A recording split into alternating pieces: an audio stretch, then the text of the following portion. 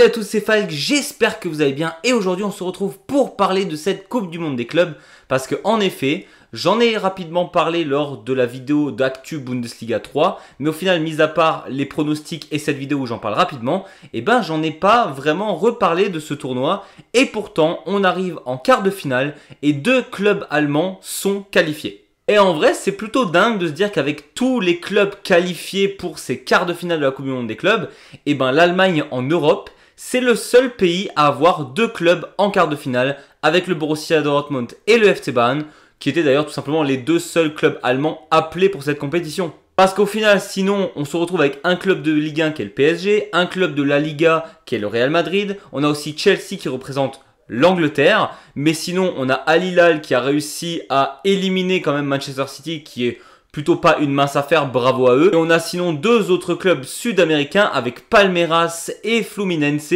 Et franchement, Chelsea, je suis sûr qu'ils vont choke, parce qu'on rappelle que les quatre clubs européens qui sont le Real, le PSG, le Bayern et Dortmund sont de la même moitié de calendrier. Là où Al Hilal, Palmeiras, Fluminense et Chelsea sont de l'autre côté. Et pour le coup, je suis quasiment sûr que Chelsea va réussir à choke un de ces deux matchs et n'ira pas en finale. Franchement, ça ne m'étonnerait pas de leur part. Mais aujourd'hui, on va quand même plus se concentrer sur le Bayern et sur le Borussia Dortmund, en commençant évidemment par le FCB, qui est le premier des deux clubs à s'être qualifié pour les quarts. Bon, après avoir fini deuxième de leur groupe, parce que le Bayern, on le rappelle, a quand même perdu contre Benfica, plus ou moins mérité dans le sens où c'est vrai que les 30 premières minutes du match, ils y étaient absolument pas et après ils n'ont pas réussi à recoller au score. Et malgré cette deuxième place, le Bayern ne s'est absolument pas fait peur face à Flamengo. Match gagné en huitième de finale 4-2 avec un début de match assez phénoménal de la part du Bayern. On sentait clairement que cette équipe n'était pas là pour rigoler et qu'elle avait plutôt mal pris la défaite face au Benfica.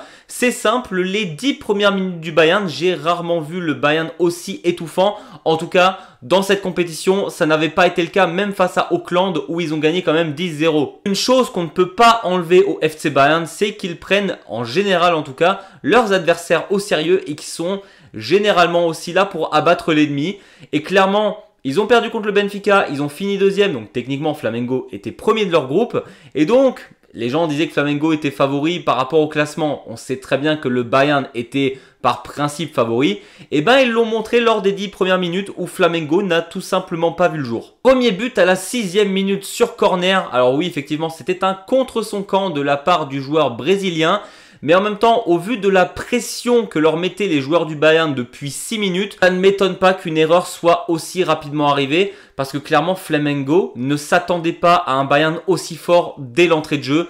Surtout qu'on connaît le Bayern, ils mettent souvent un peu de temps avant de rentrer dans leur match. Et là, pas du tout. Le deuxième but apparaîtra très rapidement à la 9e minute avec un des protagonistes de ce match, j'ai envie de dire, Harry Kane, qui aura été absolument monstrueux. Clairement, lui, il a vu les rumeurs Voltemade au FC Bayern et il s'est dit les gars, n'oubliez pas que je suis encore un des meilleurs 9 au monde en fait. Et là, il l'a encore prouvé. 2 buts et en plus, ils sont hyper bons les 2 buts qu'il marque. Non, là où c'était un peu plus étonnant, c'est qu'après avoir dominé pendant 15 bonnes minutes, j'ai même envie de dire les 20 premières minutes du match, petit à petit, Flamengo a commencé à reprendre un peu la possession de balle.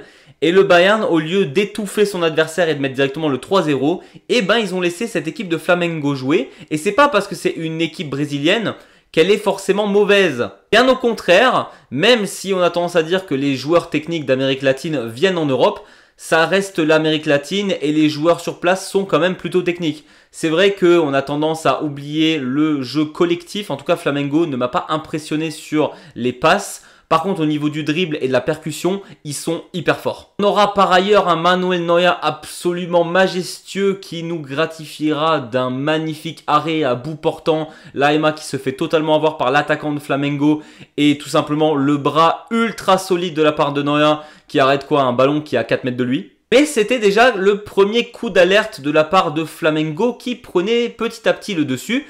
Et clairement, jusqu'à la fin de cette première mi-temps, je trouve que Flamengo était presque au-dessus du Bayern après la 25e minute. Et ça se confirmera d'ailleurs à la 33e où Flamengo marquera un somptueux but, une frappe absolument chirurgicale. Le gars, il est à plus de 20 mètres. Mais une force pareille dans la frappe, on sentait qu'il avait envie de marquer ce but. La balle, elle passera juste au-dessus de la tête de Manuel Neuer, mais elle va tellement vite qu'il n'aura même pas le temps de lever les bras pour l'arrêter. Après, tu te dis, s'il sautille, en vrai, il la prend dans la tête et il l'arrête. Je suis pas sûr que ce soit la meilleure des idées au vu de la force de frappe de cette balle. Et bien que Flamengo ait quand même eu pas mal la possession du ballon et était quand même meilleur, je trouve, sur la deuxième partie de mi-temps, on a Goretzka qui nous sort un missile de nulle part. D'ailleurs, Goretzka, sur le principe, n'a pas fait un très bon match, pour pas dire qu'il était pas bon sur le match. Et pourtant, il marquera le 3-1 juste avant la mi-temps. Et en réalité, c'est plutôt pas mal pour le Bayern de mener 3-1 à la mi-temps, parce que concrètement, là où tu aurais pu en marquer 3 ou 4 dès les 25 premières minutes, tu t'es fait quand même plutôt dominer lors de cette deuxième partie de mi-temps. Surtout que cette équipe de Flamengo ne s'est absolument pas laissée abattre, pour dire... Il y a 3-2 après 10 minutes. Alors le Bayern effectivement était de nouveau un peu plus dominant sur le ballon. Pour le coup, Flamengo récupère un penalty. Olise, qu'est-ce que sa main elle fout là? On sait pas. D'ailleurs, c'était pas son meilleur match. Ça fait un moment que je l'avais pas vu aussi fragile avec le Bayern, Olise. Penalty pour Flamengo, 3-2. Et là, franchement, je commence à me dire, ah, c'est vraiment pas gagné ce match-là. Mais on retrouve quand même la marque de fabrique du Bayern qui ne se laisse pas abattre, qui dominera de nouveau globalement le match jusqu'à marquer le 4-2. Harry Kane qui marquera un somptueux but pour le 4-2.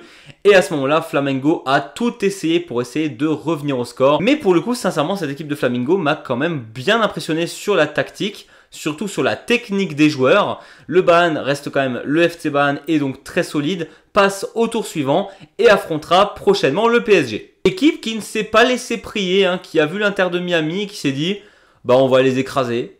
Et avant de donner mes pronos de ces quarts de finale, je vais évidemment parler du Borussia Dortmund qui a affronté Monterrey, qui était un club mexicain assez solide, qui ont fait des très très belles choses lors des phases de groupe. Et je suis toujours autant impressionné par la nonchalance légendaire de cette équipe du Borussia, qui réussira à arriver en quart de finale en étant absolument pas dominant. Parce que sincèrement, quand on regarde le Bayern jouer par exemple, on se dit que c'est logique qu'ils arrivent en quart de finale. Ils ont été globalement dominants. Oui, il y a eu une défaite contre Benfica, mais au-delà de ça, ils étaient sincèrement meilleurs que leurs adversaires.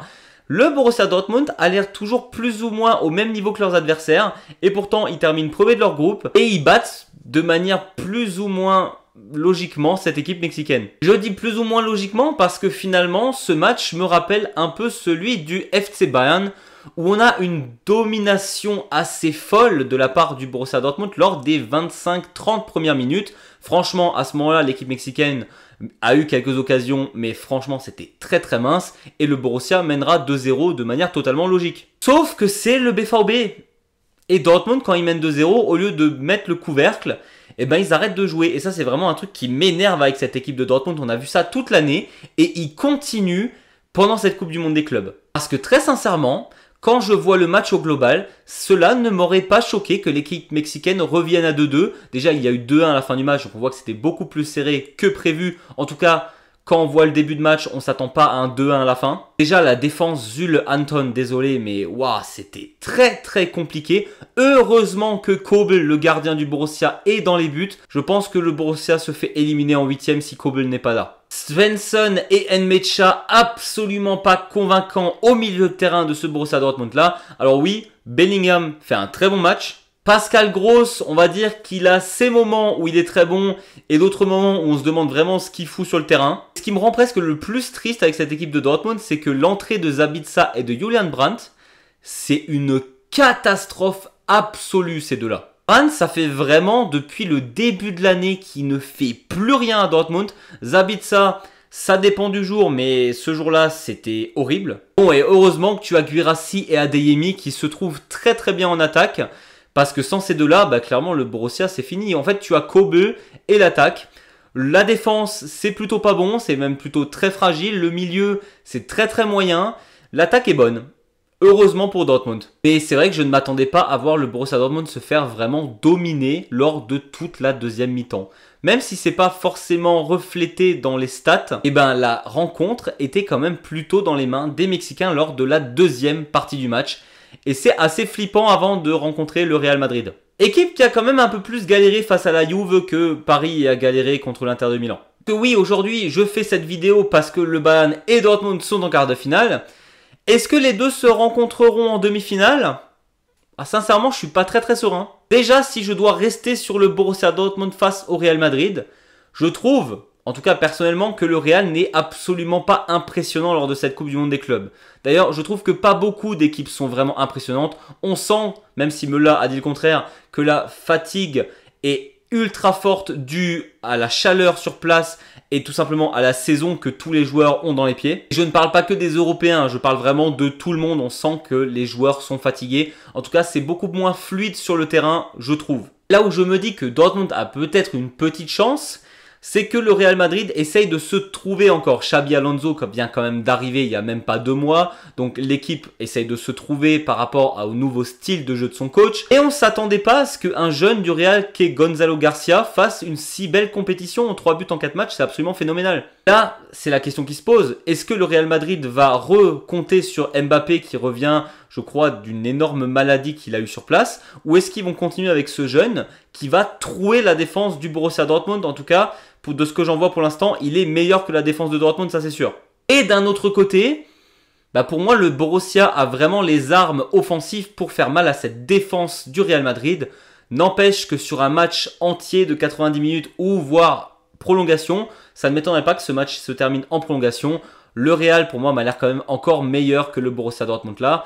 Et quand on voit le coach qui est Niko Kovac dire que de toute manière, maintenant, c'est que du bonus parce que personne ne s'attendait à ce que le Borussia Dortmund atteigne les quarts de finale, avec une mentalité de loser pareil, tu te dis pas que le Dortmund va se donner à fond pour essayer de gagner, quoi. Non, en vrai, ça m'énerve les coachs qui vont commencer à dire « Oui, en vrai, on est en quart, on n'attend plus grand-chose, la pression est sur le Real Madrid, personne ne s'attendait à nous. » Je comprends que le but, c'est de mettre la pression sur le Real.